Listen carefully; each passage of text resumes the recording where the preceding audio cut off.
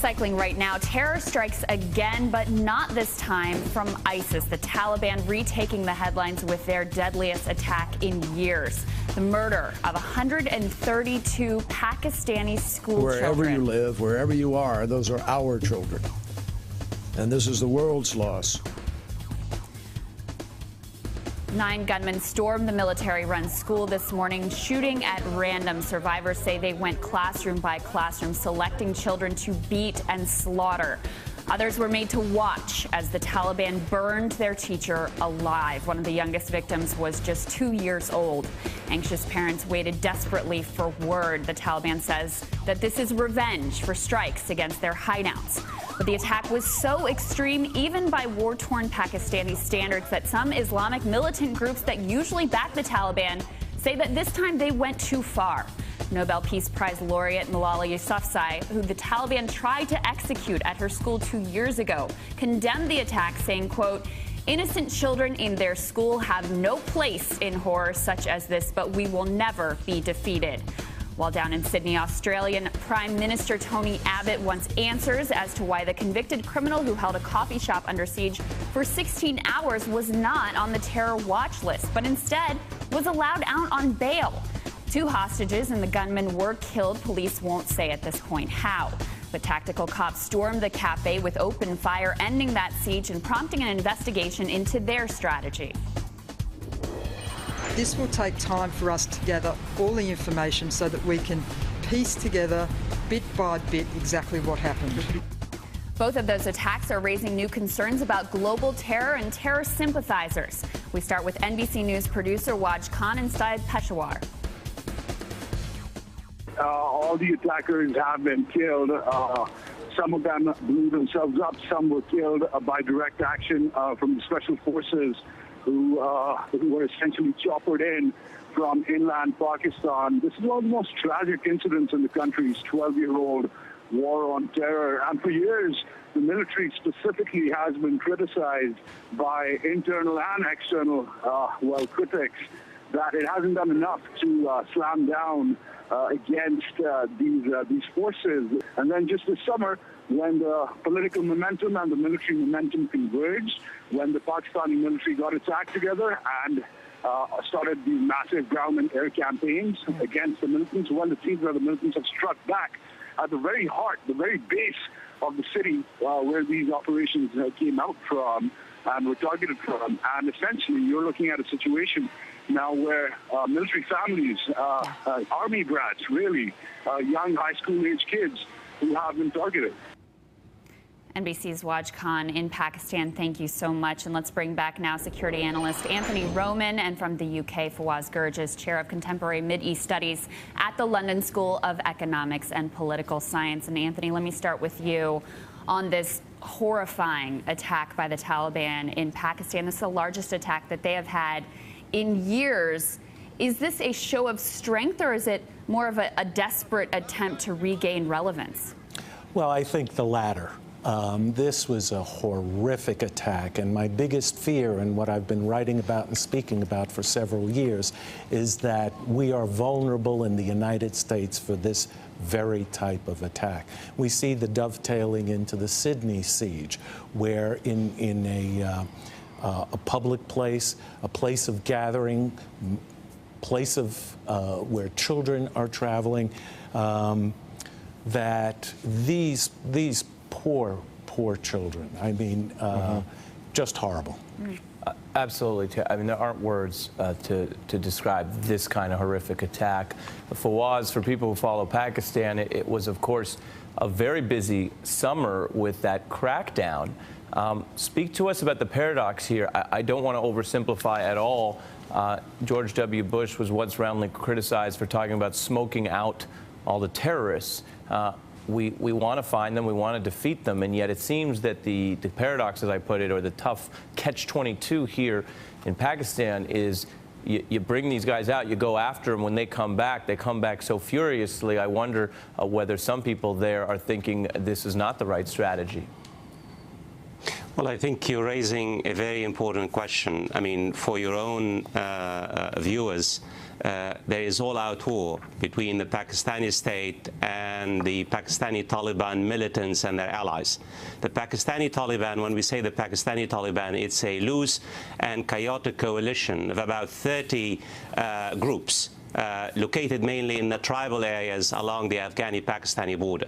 Since June, the Pakistani army has launched all-out offensive in order to clear the tribal areas, in particular in North Waziristan, from the Pakistani Taliban militants. According to official sources, more than 1,500 Taliban fighters have been killed and tens of thousands have been displaced. So this is the context.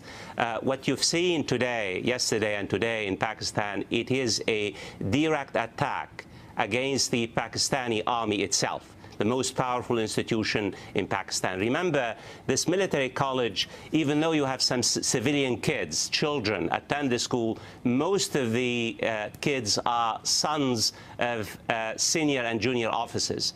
And this particular attack, as the Pakistani spokesman, Pakistani Taliban spokesperson said, we attacked children, older children. They consider, I mean, think of this viciousness. They consider children between 12 and 16 years old elderly or old children. So the attack was meant to exact vengeance against the military. It was an attack, an instinctive attack.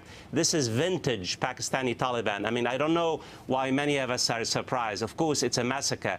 Think of what they did in 2007. 2007 inaugurated the birth of the Pakistani Taliban. 135 killed, 250 injured. The attack that killed the former Prime Minister, Pakistan, Bhutto.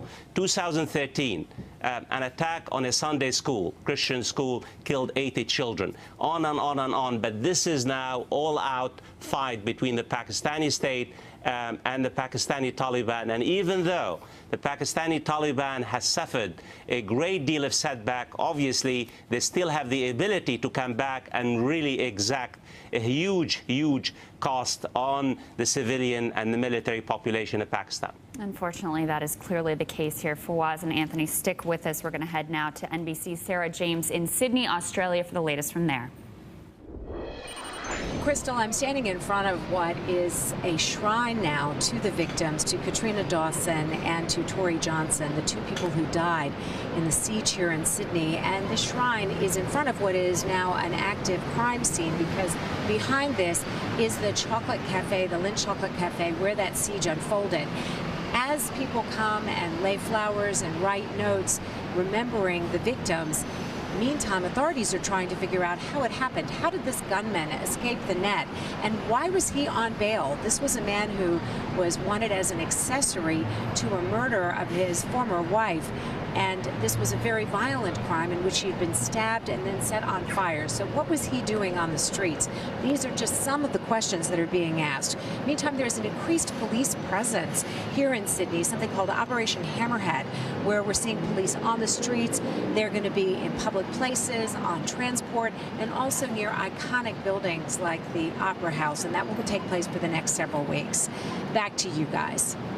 NBC Sarah James in Sydney, Australia. Thank you so much for that report. Still with us, Anthony Romans and Fawaz Gerges. Anthony, I'll start with you. It's now been 24 hours. We've been able to digest what happened in Sydney yesterday, and the debate then continues around what the solution is for these lone wolf attacks. And you know, the military and the police can do so much to detain the situation, but beyond that, the question is what more can be done? And you've mentioned that this is a sociological problem and also a generational problem.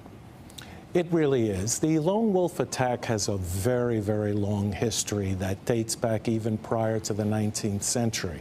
And we've seen it in the colonial period in Africa. We've seen it in the Middle East and in Europe and the United States. The lone wolf is very difficult to stop, near impossible to stop. It requires, in terms of tactical police containment, tremendous intelligence work, and that's the gathering of broad-based information.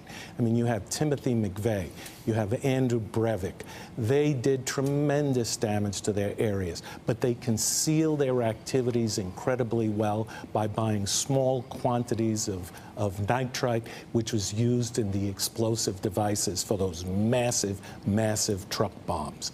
So you simply have to have great intelligence, but you also have to have the judicial system working with you. There is no reason this cleric should have been on the street, given his past criminal record, and there's really no good explanation for it. Fawaz, you think about this self-proclaimed cleric in Sydney, and I think about how the actions of the lunatic, fringe Muslim lone wolf has an impact on the over 2 billion peaceful Muslims around the globe, and the way that the masses have to pay for the actions of the rare few. Again, you're absolutely correct. I mean, all it takes is one disturbed individual, one deranged individuals to basically, I mean, I was here in the heart of London and probably in New York. I mean, the entire media industry in the world focus on this particular disturbed individual. And basically, connections were made between ISIS and this particular individual. The irony is he didn't have a flag, the flag of ISIS. He requested the flag of ISIS. The irony, too, is that he was not a Sunni Muslim. He was a Shiite Muslim.